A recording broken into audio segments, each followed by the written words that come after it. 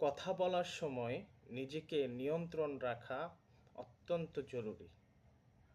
রাষ্ট্রের উঁচু পর্যায় থেকে নিয়ে নিচু পর্যায়, ধনী কিংবা গরিব, সাদা কিংবা কালো, লম্বা কিংবা বেঁটে, যে কেউ হোক, সকলের জন্য জরুরি। কেননা কথার কারণে বেকায়দায় পড়তে হয়েছে কিংবা অপদস্থ হতে হয়েছে এমন ঘটনা অহরহ। একজন সিনিয়র রাজনীতিক নেতার বক্তব্য শুনে আই এম তো অবাক।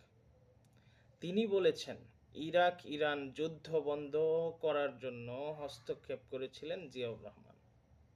তিনি বেঁচে থাকলে আজ এমন ভূমিকা নিতেন যে ইসরায়েল এই অপকর্ম করার সাহস পেত না।